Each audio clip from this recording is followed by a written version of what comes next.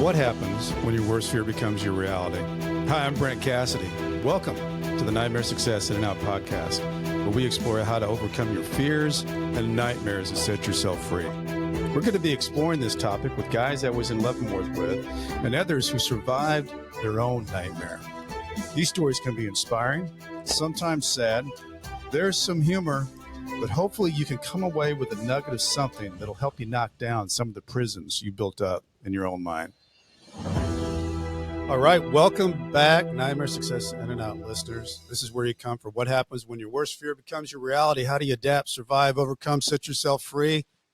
Folks, don't forget to follow, subscribe, share this thing out, like it up. It helps the show. Comment. It's all good. It really does help the show. So who are we talking to today? Well, I've got Tara Lenich, and I was just telling her, I've been looking forward to this for a lot of reasons. She's a really cool lady, but the story is that she was a big time prosecutor in New York and handled big cases and was known. And then she gets wrapped up in this case and she ends up doing almost a year in federal prison.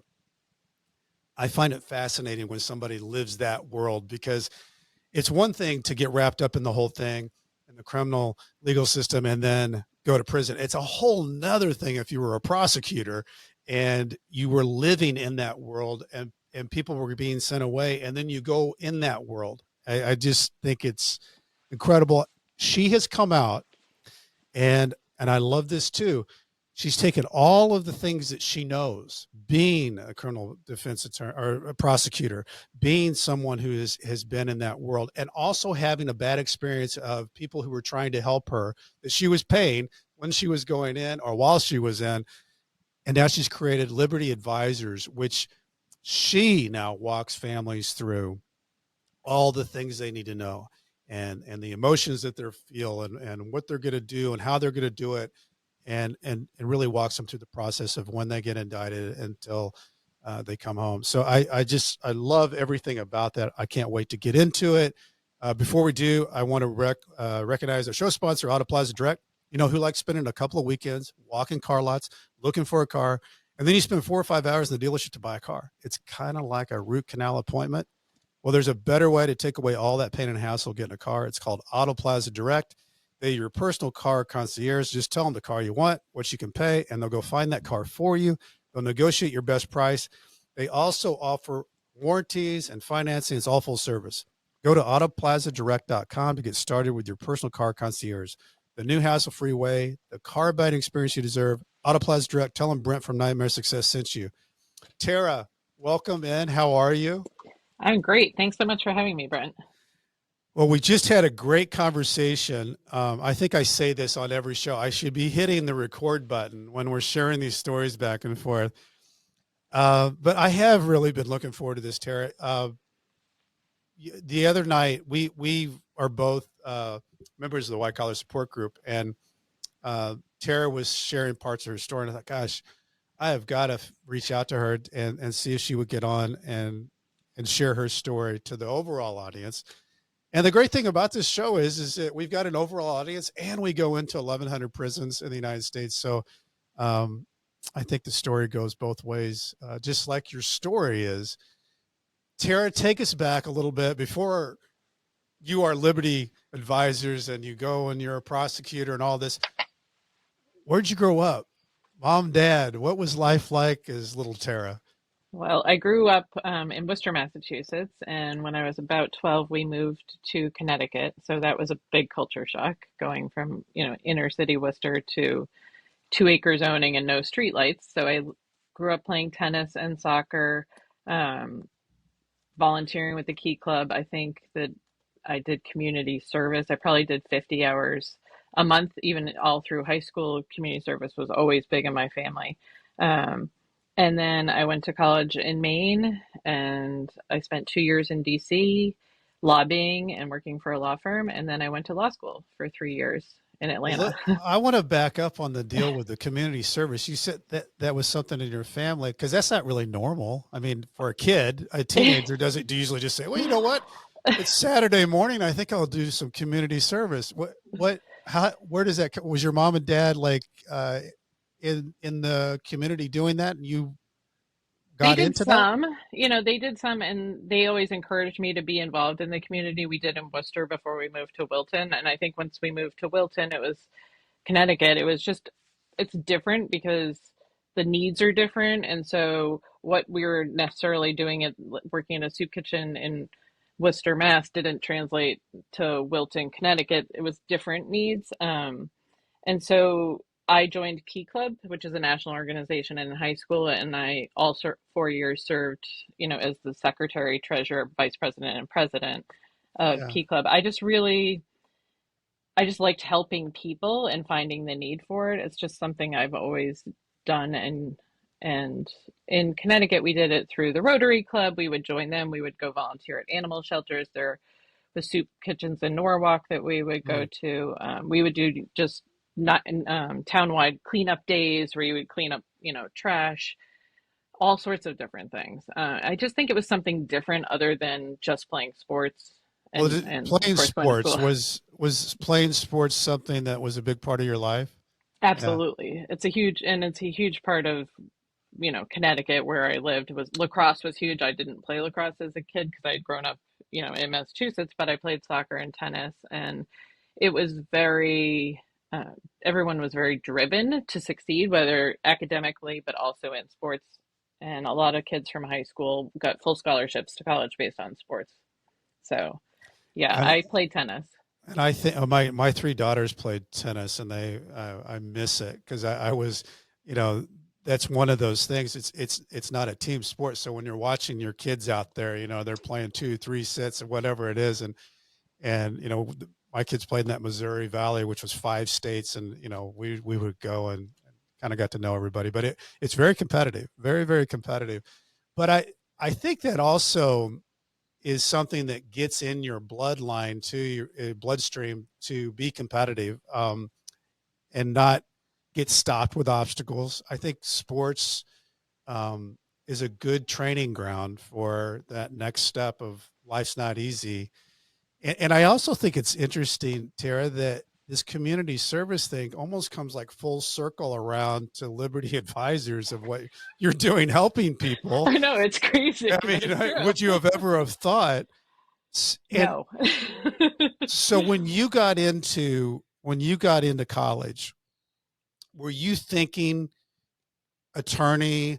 I'm going to be in law. I mean, was that something that had already been planned out or was part of your development of what I'm going to do next? Yeah, I think I always thought I would go to law school. I loved the idea of becoming a veterinarian, but I was terrible at biology and Me chemistry, too. so that's out. So okay, what are you gonna do next? Um, but my parents are like, you argue with anyone, you should be a lawyer. you know, you always have to have the last word. So I think it just worked with my skill set too. I'm very much like a crisis management in the mode of things. I'm pretty intense at most things I do, and I think that also was true with sports. And I agree with you, like sports really does help you like focus your brain in a different way in your body. um and so yeah, I think I always just knew I was going to go to law school. I was a government major, at Yeah. school. Those were my favorite classes, although I did really enjoy my English classes as well. Yeah. I kind of did. I was political science and I liked English. Yeah. Yeah. What did you think of law school? It wasn't very much. I mean, it was fun hanging out Yeah. with new people, but it was, it was a very book heavy. They don't, you don't study for the bar, right? So you just go and you take all these theory classes. And I felt it was the same in college, is that I enjoy classes that are the smaller size. So second and third year of law school was better, and I would say the same thing about college. The junior and senior year are better because it's smaller, more intimate classes. Those big classes with 100, 150 people, I don't get much out of them. I don't do as well because I kind of lose focus. Yeah. And Just drift off. Yeah. yeah. Yeah. Um, but I really enjoyed my seminars and like the classes. I took a class, actually, Crime in America, where we visited all the prisons in Georgia, Atlanta, like county jails, Oh, wow. federal prison, state prison. I know. So Wow. foreboding. Wow. Well, even, I mean, being able to go into a federal prison, they don't, state prisons, they allow people to go in and out and do all that, but federal prison is more, you just don't walk into federal prisons. It's very, you try to find pictures of the inside of federal prisons. It's really tough. I mean, I remember trying to look, what does the bathroom look like in a federal prison? Where am I going to be sleeping? You can't hardly find it. No, it is impossible. I thought the same thing about Danbury. I'm like, what does it even look like? Yeah. Right. Right. So you get out of law school, and then what was it? What was your step?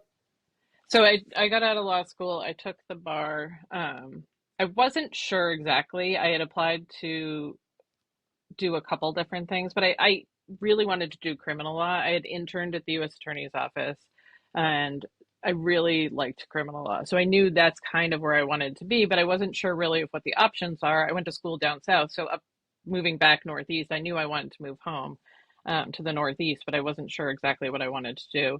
I ended up applying to the DA's office in Brooklyn and Queens, and I got a phone call from Brooklyn, and started working there in July 2005. I Wow. had never been to Brooklyn until I started that Well, job. what did you think, Tara? Because how old would you have been? So I was mid 20s. Yeah. Yeah. And you thought, here I am. I'm at the Brooklyn office. I'm here Yeah, I it am, the was a DA. lot. Yeah. It's a lot because you don't study New York law in law school, Right. and your only experience with New York law is taking the New York bar examination, which you don't remember, 9/10 of what you studied, or at least I didn't. And so it was a real intense learning curve when you get there, just trying to learn the penal law and know what the crimes are and put the elements together of the crimes, and then what basically happens when you get arrested. How do you explain that to the judge? How do you look at a bail argument? How do you make a bail argument? And those are real the basics. So you spend time you did then in the DA's office in that early case assessment bureau, where you really learn how to assess a case and learn what charges go with what actions. So Tara, I mean, I like in that kind of situation, like how does someone, because you became a big deal. I mean, I'm not just telling you that. I mean, you were a big deal. You became somebody that people talked about, that you were a known prosecutor. How does someone move up like that? Is it one big case and then they're like talking about Tara, or is it just a lot of grinding into the It's a next lot of position? grinding. It's a lot of grinding. And also it's different opportunities, um, I think, are what you make of it. And I do think that's true with everything in life. And so I, very early in the office, got sent to the Narcotics Bureau. And so I learned about long-term investigations and writing search warrants and probable cause and that whole gambit. And then I went to a trial bureau and learned to, do trial cases, worked my way up there, became actually a boss first in the trial bureau of misdemeanor cases. And so I had about 10 to 15 assistants at any one time underneath me that were all doing misdemeanor trials and cases. And then I moved back to narcotics a couple of years later and became a boss in narcotics. And then started doing long-term investigations in narcotics, but as a boss. And I worked with some other great bosses who really wanted to expand the program in the DA's office and were open to trying new things. And we started, doing, I would say, like, narcotics trafficking cases versus like the dime bag buy and bust cases on the side of the street, and working closely with the police department. And then a new DA was elected, and he created a new unit called the Violent Crime, Enterprise Unit. And so we really then took on gangs, guns, and drugs. And so we did firearms trafficking, narcotics trafficking, gang cases. And I worked my way up to doing all of the special investigations for that unit.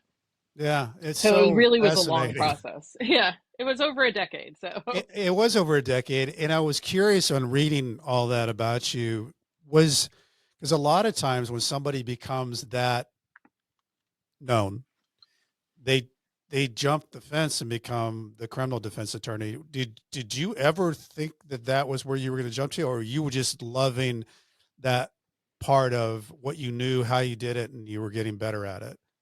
I didn't think I would jump to becoming a criminal defense attorney. I loved being a prosecutor. I loved the investigation part of it. That was really fascinating to me and challenging.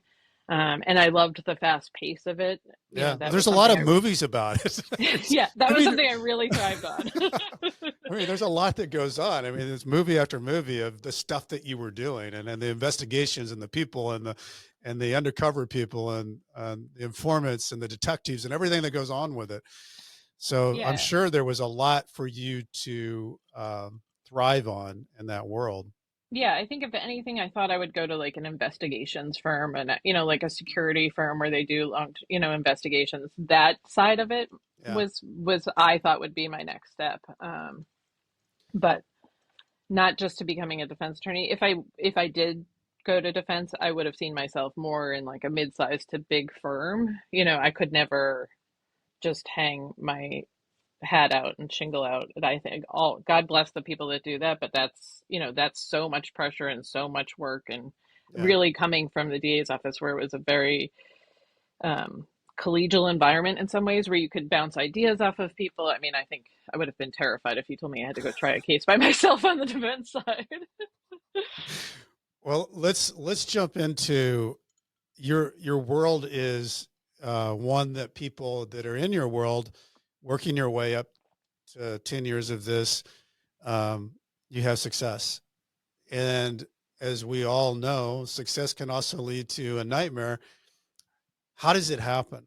When does it happen? And when does lead us through it?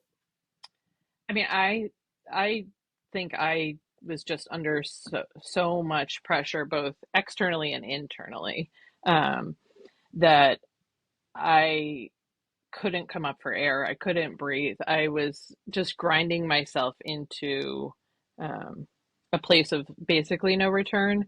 And I didn't ask for help, and I think that's one of the key takeaways. If anyone's in one of these situations, is like ask for help, go to people. I did somewhat, and I at first I was like, but I did ask for help, but I didn't scream it from the rooftops, right? I needed to say to people like, this is too much. These are the reasons it's too much, and these are also all the other issues that are going on, and someone needs to help. I think when you're stuck in that environment and you're a people pleaser, which I am, and you are like, I can handle more, I can handle it, just keep dumping on me and dumping on me, and I'll do it and I'll do it and I'll do it. Well, the fact of the matter is, you can't do it, right? Nobody can do that. At some point, everybody is going to break, and I broke, and that was, I think part of it was a shock to most people is everyone just thought, oh, she just does everything, right? Oh, like she doesn't complain. She doesn't, we had no idea anything was going on. Well, you didn't have any idea because I kept everything internalized, right? And I Which would just have been a wanted, lot. And yeah. that had to be a lot to deal with, Tara, just because of who you were, what you were doing, and people thinking that you were Wonder Woman.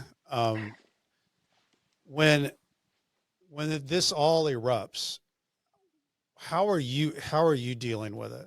I actually felt relief. Relief. I have to say that was my first emotion. I actually was like, whew, take a deep breath.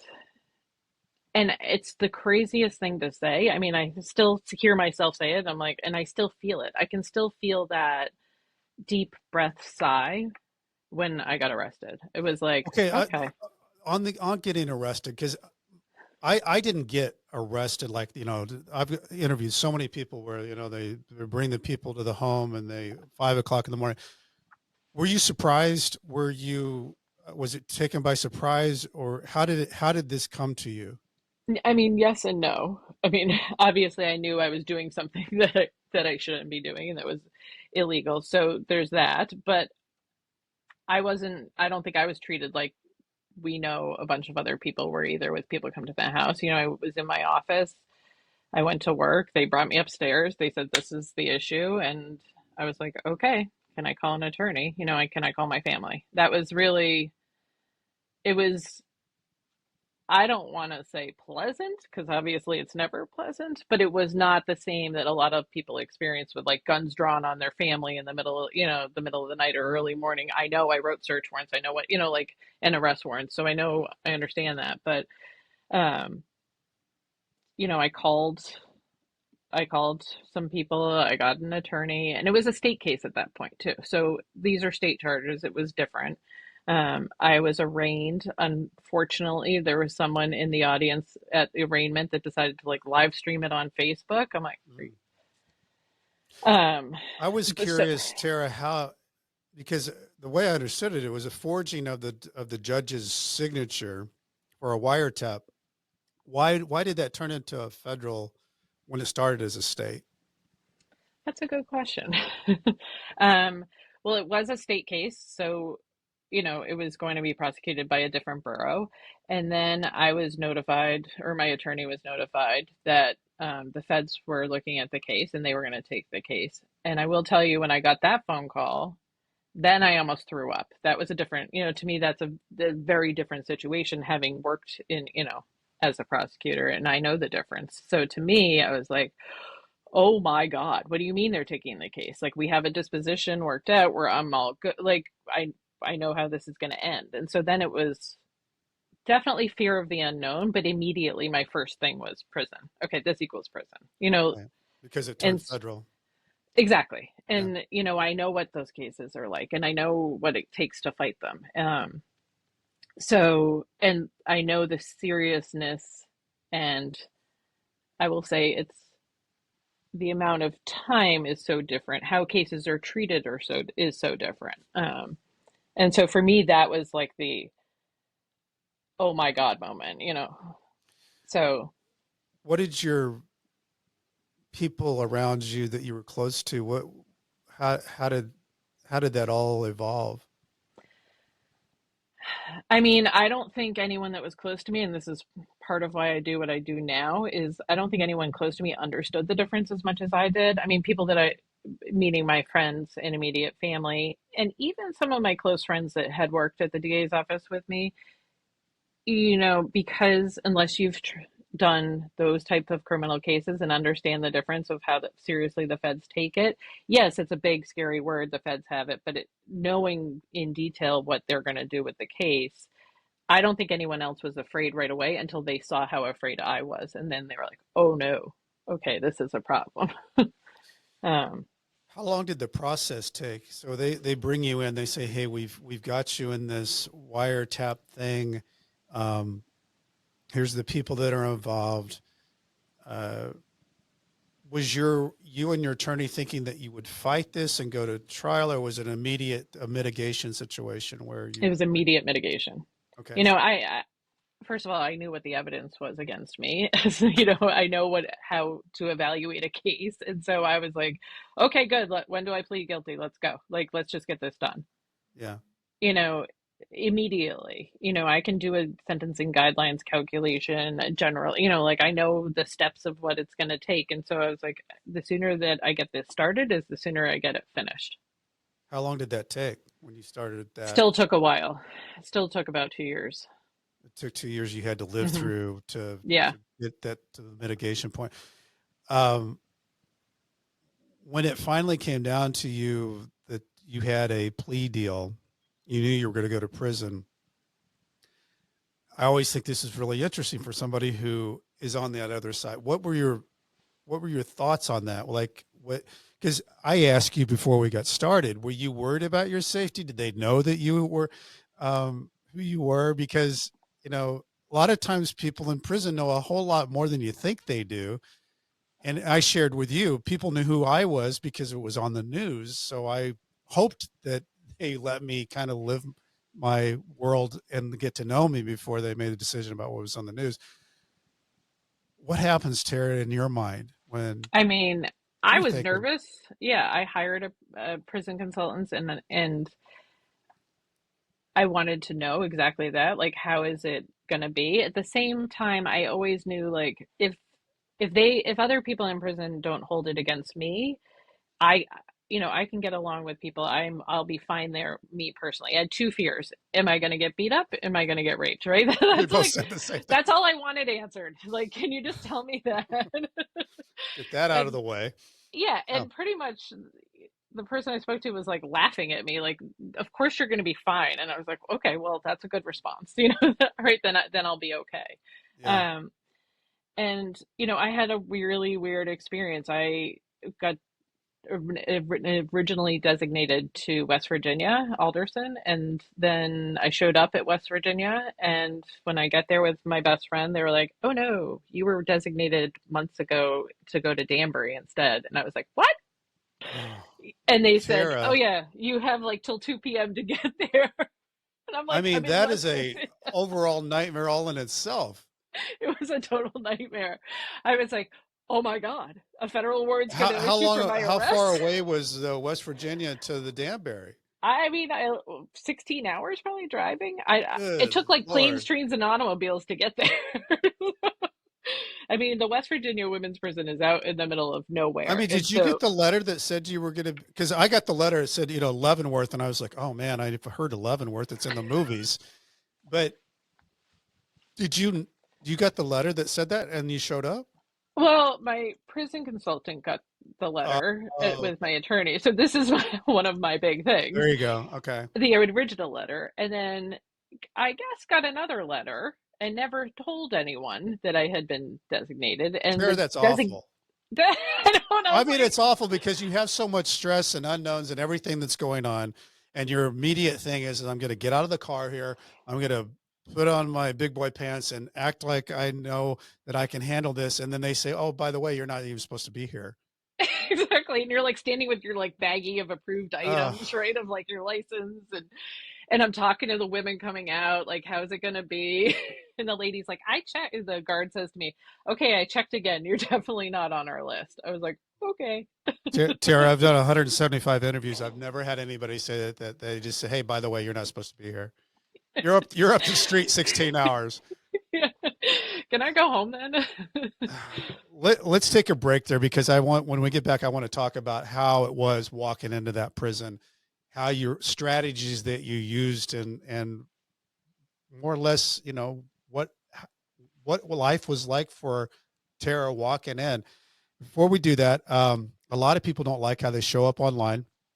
Many people think that there's no hope when it comes to managing your reputation online. Well, there is hope. It's called Discoverability Company, and they can help you. Whether you're building a reputation from scratch, repairing your search results from a negative news story, Discoverability can also help you on how you're portrayed on popular AI services like ChatGPT. To learn more, visit Discoverability Company. It's discoverability.co. They're even launching a do-it-yourself option, a course for individuals who want to take on their search results on their own budget and speed. Listeners of Nightmare Success can take $100 off the DIY SEO course with coupon code Nightmare Success. And Nightmare Success podcast is sponsored by the White Collar Support Group. It's the world's first support group devoted to people navigating the white collar criminal justice system. I'm a member of the White Collar Support Group, and I can tell you that it is a bunch of people who help each other through the criminal justice journey for free. Whether you're just starting your journey or you've made it through to the other side, this is great space for you. You can join us on Zoom Monday, 7 p.m. Eastern Time. For more information, go to prisonist.org. That's prisonist.org. Okay, Tara. So you get this crazy, crazy thing of you got 16 hours to make it to another prison. You finally get there and planes, trains, automobiles. Now what? So I get to Danbury. It's a very small facility in the scheme of things, and I walk into R&D, and they had because this is my luck, a tornado the night before in Good Lord. Connecticut. So it was kind of in disarray. People were, guards that were off shift were coming in.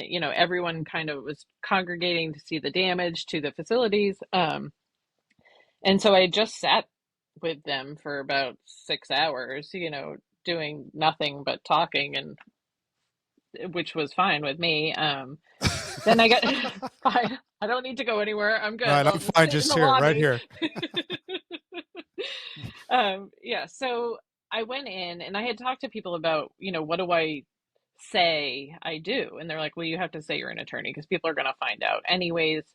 Just keep it vague, but don't offer obviously legal advice when you get in about something. I'm Right. like, well, that's good because I don't know anything about wills and trusts. So, um, so I went in, I just said I was an attorney. I was very lucky. I had really a great bunkie in the beginning and, made friends immediately and was Isn't fine. that a crazy? I mean, it makes all the difference in the world. I had, in fact, he was one of the second people I interviewed on the show.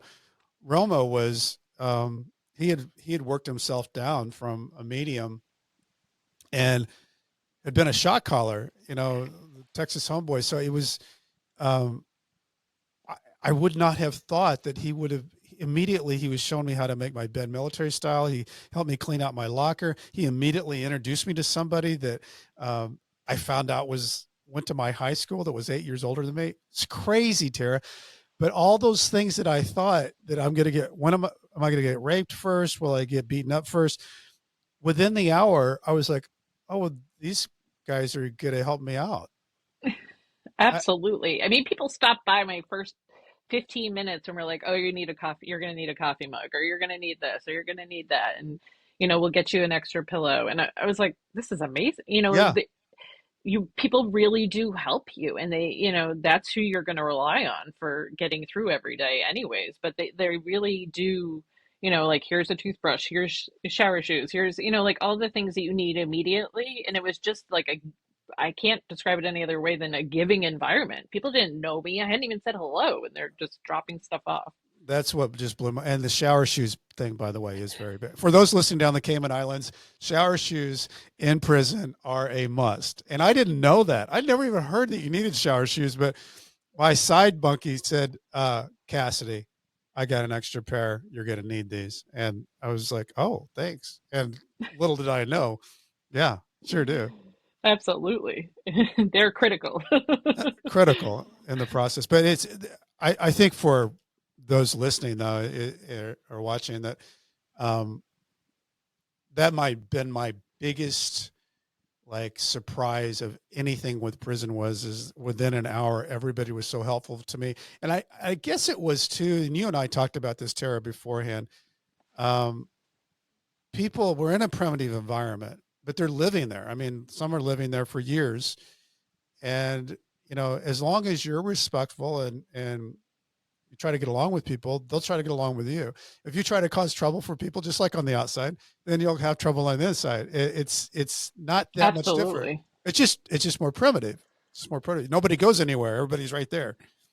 No, but it's true. It's, if anything, like, a pressure cooker of, you're kind of in a pressure cooker and that you can't walk away too far, right? There's only so far you can get away. But everyone, if you get along with people, they will get along with you. There's no need to, if you instigate something, well, you're going to face Right. consequences. But that's Right. true everywhere in life. So if you can just be a normal human being and treat people with decency and respect and use your common sense, you're going to Yeah. be fine. It's like one of the guys, that had gone to prison that I was talking to before. He said, well, you don't want to owe anybody money on gambling, and you don't get, if you get into drugs, and I'm thinking, well, I'm not going to do any of that. I'm not going to do any of that. It's not going to be something I'm going to do that on the outside. Um, so Tara, uh, you get it. What's your world like? So you get set up, people are nice to you. You Yeah, are in a world that you never thought you'd be in. I mean, I was lucky. So I went in May, and so the outside, I think having access to the outside really saved me. And at Danbury, there was so much outside space where you could go walk on the track, you could be outside reading magazines and books. And I really think just for me, having that fresh air and sunshine and being there in good weather in the beginning really, really made a difference, you know, for me. I think if I had gone there in the winter, I would have maybe had a tougher time. Um, because you're locked inside in this, I mean, not locked, but you're inside in this small environment. Mm-hmm. And I will say, like, I wanted a job right away. I was just like, keep busy. If I keep busy, I'll be I'll be fine. The time will go faster. So I worked first in the education department, and I worked in the regular library, the leisure library, Hmm. which was fine, but kind of boring. And so then I started teaching women, GED, and making sure that they got their GED and doing tutoring. And so that was rewarding. I think that's a big tip too for those listening that are thinking that they're going into prison is try to stay plugged in to keep your mind active. You just shared three things there, Tara: being outside, exercising, reading, and having a good job. All those things I think are almost essential to keep you being you. You don't turn into prison Tara or prison Brent. You keep feeling like yourself. Um, Absolutely. I I think it's enjoyed my important. job being able to go to the food warehouse and, I'd learned things I never would ever learn in my whole life, learning how to drive a forklift. And I got pretty good at it too. I got actually pretty good at driving a forklift. Drove that Well, big truck with the food and I could back up that's with the impressive. mirrors. Yeah, Yeah, but I I actually think that's a good tip though, Tara, what you said. I think it's really important. Like, if you don't stay busy and you just let the time do you instead of you doing the time, I just think that you're going to have a much better, more positive outcome. And so I got bored, even it's boring. I will say that's one of the It's worst boring. things is the boardom. Yeah. So I joined the construction crew and learned construction. I can like set a toilet Wow. now and concrete, and I can paint, kind of. Yeah. But again, it's like trying new things, staying involved in classes. I took all the classes. I took regular yoga, chair yoga. I was like, just give me something to do. Anything. Yeah, and Yeah. I read 80 books. I read 80 books. I read magazines all the time, and I learned. I of course had to learn to crochet because everybody has to learn to knit or crochet. I'm not. I didn't really make anything, but You learn how to do it. yeah, but Yeah. it's again just using your mind in a different way and occupying your time as much as you can. Which is probably a good tip for anybody, whether you're in prison or out. You're right. Exactly. Keep Exactly. engaged. Keep engaged. Otherwise, you'll go Yeah. stale. So when you start getting, and I'm like with your family and stuff, did you get visits? Was that kind of part of your routine too? Yeah. Yes. Yeah. I definitely. My family came all the time. I had friends come, from states away. I was very lucky. I always had visitors. And that's one of the things I also noticed there when I was at Danbury is like some people never had visitors. Some people never got that interaction, and Yeah. that is something to be really thankful for and grateful for is that you have people that are in your corner that are willing to take the time to come visit you because that's not easy for people either. They've got to come and like subject themselves Not to easy at the all. conditions, Yeah. and like that they're willing to take those efforts and to support you is really Means a lot. it really does mean a lot. Yeah. And you're so right about Tara. I think we had 430 people at Leavenworth and probably anywhere from 20 to 40 got visits. That's a small percentage of people that would have you Yeah. would come and I see mean, them. I think there were people that never had a visitor, Right. or That's harder to got find, I think. letters, Yeah. or got mail. I got mail almost every single day. People would make fun of me because like they're like, "Of course Tara has mail," Yeah. but I would say to people like, "Send me books, send me the magazines," but like, I had like a friend's dad that would send me 10 cards a week every single week that I was there. I think he Wow. like bought out Hallmark. So it really, but I have them all. I saved them and I sent them home because I think that is something that that is something I look back on. It really means something to you, and those people that spent the time and effort supporting you is something that I'll never forget. So a big time prosecuting attorney gets close to getting out, and then there's a feeling that happens about 3 or 4 months before that. What are you thinking as far as the whole reentry thing, getting back into the community and being the new Tara? Yeah, I wasn't, I mean, I had a place to go, right? So I'm not in this, I wasn't in the same boat that a lot of people like have no idea where they're going to live. And that I can't imagine the stress of that because that's just a another level of stress. Um, but it is stressful because obviously I can't go back to what I did. My license was suspended from law. And so what are my next steps? I actually thought about, Tara, I meant to ask you when all this happened. That legal community of yours is one that, like you said, that's colleagues. Did you have people that stayed with you on that journey that you went forward, or was it like you went alone and that whole world of yours is there and you were over here?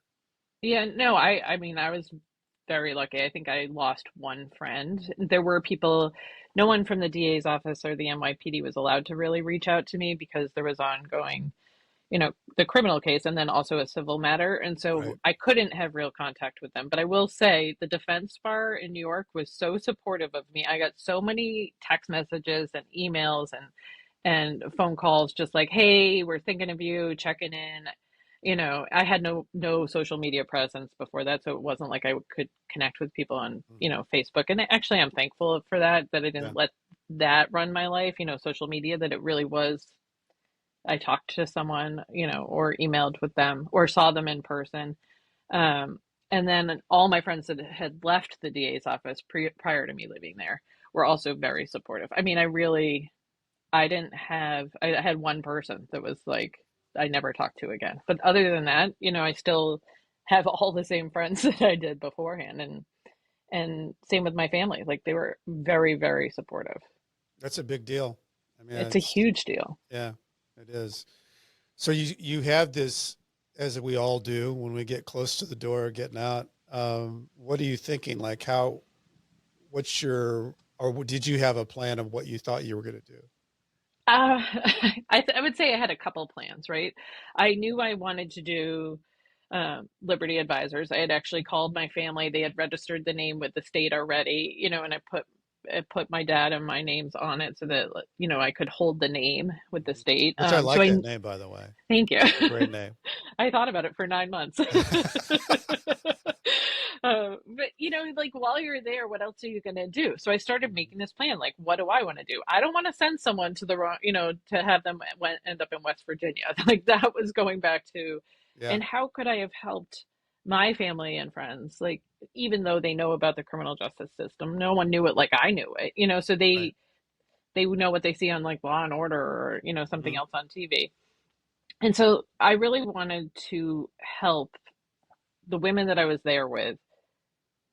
For instance, I helped them while I was there. I helped them and their families reconnect. I would help people when they got out. Right after I got out, I had two of my friends get out within 4 months after I got out, but I didn't have post release supervision. So I didn't have any restrictions on me.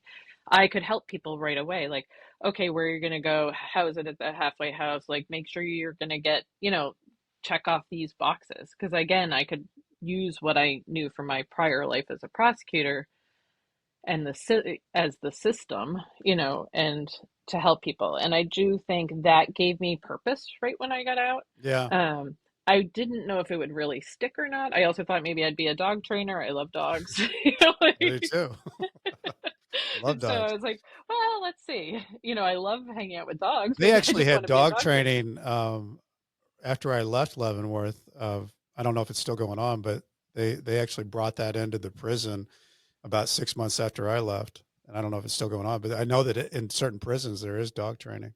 Me too. And I was hoping they would have that at Danbury, but they didn't. They did Yeah. have it years before I got there, but they didn't have it, But I do think that's such a worthwhile program. It's good for I both sides. It's a exactly, total win exactly, for everybody. absolutely. You were saying, Tara, before we got on or hit the record button, you were talking about that you really kind of assumed that they just thought you were an attorney, but uh, the OGs pulled you aside on the last day you were there when everybody's, saying goodbye and whatever this, and they, they said, "Hey, we Yeah, know exactly. Like, oh, by the way, we knew. I'm like, oh my God, the whole really? time." Yeah. And that's the thing. Like they knew. They let me put on the farce that I was just an attorney, but they were Yeah. like, you were very nice and you helped everyone and you helped when you could.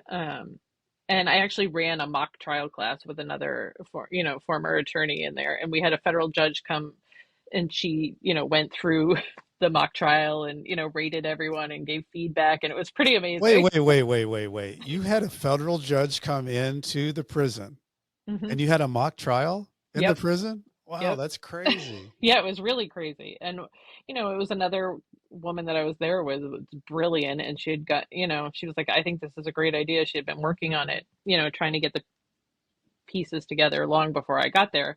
And so she's like, would you be willing to take one side? And I was like, sure. So like she coached one side and I coached the other. And it's just another thing, right? I have experience in this. Let's do it. It's interesting and it helps me do my time and fill it up. Yeah. So, yeah, but I mean, yeah, everybody knew. What do you think, Tara, after you got out? Because you had place to go and you had kind of a plan. What do you think was the toughest thing about reentry? I think really starting over, like getting a business up and running and making money. I had that pressure of like, how am I going to make money doing this? And like, where does that come from? And how long is it going to take? And it's not even the 3 to 5 year plan. It was like the day to day of that. Like, Yeah. oh my God, I really now have to start over and make money, And so I think that to me was stressful. Yeah. Yeah.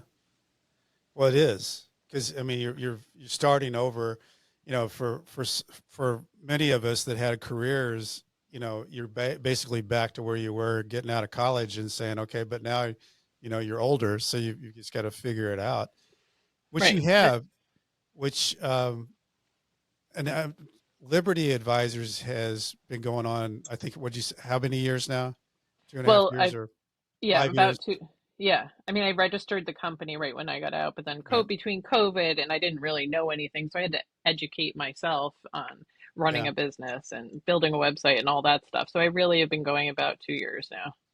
Which is great. And I think that, for those, and there's so many people that almost everybody has no idea what and how this all unfolds especially I think there's a lot of different things that from the state level and that's where most people are indicted, but on the federal level, there's a whole nother world. And the fact that you can walk people through both because you have the state experience of being a prosecutor and how that world works, and then you actually entered the federal system as the United States of America versus terror, which is always very, very intimidating to anybody who sees that on a piece of paper. What do you think's your biggest takeaway through all of it? Well, for me personally, my biggest takeaway is ask for help, right? If you're in this type of situation, it's lean on people. Don't think you can take it all on yourself. But that's my personal case. I think another big takeaway is the federal system is, to me, so extreme compared to the state, and depending on, I guess, where you are, because that also, it's regional, it's state based, because in Connecticut versus New York, the same crime might be a different amount of time. But when you're facing federal charges, just the overwhelmingness of the federal government and trying to minimize that feeling, to me, is really important. And that's why I really like to help people, is because just knowing some of it can take away some of the stress. The more that Absolutely. the more knowledge you have and the more preparation you have can reduce that stress level. It's not going away, don't No, get me no, wrong, but no. but But I always like to say nothing as bad as your mind makes it out to be. The right, unknown is the real fear. Once you even get bad news on this stuff, you can at least start dealing with it. And I right. think that's the thing, Tara, that you can provide people is the unknown. You can kind of knock it down. You can kind of And bring it. also just having someone there, like, Yeah. so I go to a lot of my clients' guilty pleas and sentencings, and sit with them and just talk to them and just have someone that they can reach out to, so they're not burdening their family, or their family can ask me questions, so they're not stressing out the person, that's facing the federal charges. they can call me and say like, hey, what's this going to be like? All right, we're going to do this, and then we're going to take these steps. And honestly, just giving them steps to follow Yep. helps them, Yep. in my It's almost like you're experience. checking off boxes and it makes you feel better. Yeah. Exactly. Exactly. And I think in that way I can help alleviate stress for both the person going through it, but also their loved ones, because they have a person that's safe to call. That person, I can answer the calls. I can't give you legal advice, but I can give you all the emotional and support and guidance and knowledge of the system. Yeah. For people to get a hold of you, Tara, you want to give out your website's Liberty Advisors. Is it LLC or just Liberty Advisors? LLC.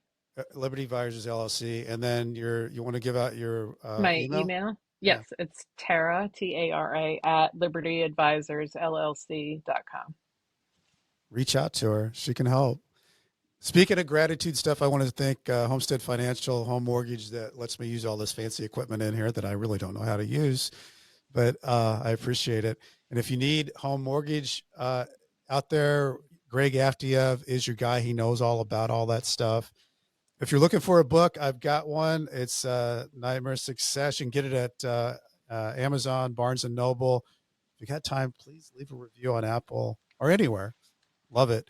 If you want to know more about me, BrentCassity.com. I spell it wrong. I spell it with a TY, not a DY. And as I used to say to my people, I was writing my emails back and forth from Leavenworth. Stay strong. I'll do the same. Tara, thanks so much for sharing your story. Appreciate it. Lots of nuggets of wisdom there. Thank you so much for having me. Nightmare Success, in and out.